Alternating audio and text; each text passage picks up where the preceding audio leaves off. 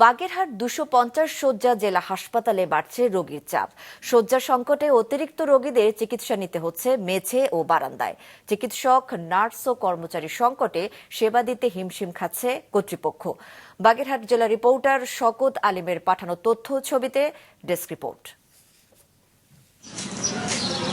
বাগেরহাট ২৫০ শয্যার জেনারেল হাসপাতাল, বহির্বিভাগ, জরুরি বিভাগ, মেডিসিন, শিশু, অর্থোপেডিক্স ও ডায়রিয়া ওয়ার্ড, সবখানেই রোগীদের উপচে পড়া ভিড়। নির্ধারিত শয্যায় জায়গা না হয় বারান্দা ও মেঝেতে অবস্থান নিতে বাধ্য হচ্ছেন অনেক রোগী ও তাদের স্বজনেরা। গত কয়েকদিন ধরে বাড়ছে ডেঙ্গু রোগীর সংখ্যাও। কাঙ্ক্ষিত সেবা ও পরীক্ষা নিরীক্ষার সুবিধা মিলছে না, অভিযোগ রোগী ও স্বজনদের। 4 দিন ধরে এখানে ভর্তি হয়েছে, এখনো কোনো বেড পাই নাই।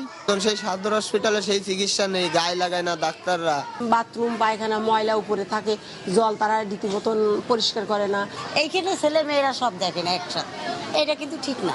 যেটা সিটি স্ক্যান যেটা আমাদের বাগেরহাট এখানে নাই, এখানে যদি হতো তাহলে আমাদের আর খুলনা যাওয়া লাগতো না। বাগেরহাট জেলার প্রধান এই হাসপাতালটিতে রয়েছে চরম জনবল সংকট। 58টি চিকিৎসক পদের বিপরীতে কর্মরত রয়েছে মাত্র 26 জন। এছাড়াও প্রশাসনিক কর্মকর্তা, হিসাবরক্ষণ কর্মকর্তা, মেডিকেল টেকনোলজিস্ট, স্টোর কিপার, দ্বিতীয়, তৃতীয় ও চতুর্থ শ্রেণীর অধিকাংশ পদই শূন্য। নার্সের সংখ্যার তুলনায় রোগী 4 ডবল। নাইট ডিউটিতে বিশেষ করে সারা রাত আমরা 2 জন সিস্টার সারা রাত জায়গা থাকা লাগে। এত রোগী আমাদেরকে সামাল দিতে হয়, আমাদের যেহেতু জনবল সংকট, সেক্ষেত্রে আমরা পাবলিকের থেকেও কোনো সাপোর্ট পাই না। তবে সীমাবদ্ধতার মধ্যেও সবাই মিলে রোগীদের সর্বোচ্চ সেবা দেওয়ার চেষ্টা করা হচ্ছে, এমনটাই জানিয়েছে হাসপাতাল কর্তৃপক্ষ।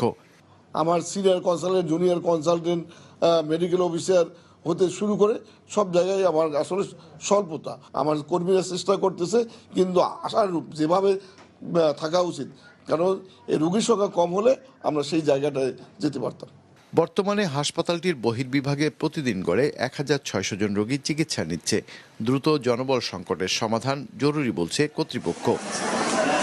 মাছরাঙা নিউজ ডেস্ক।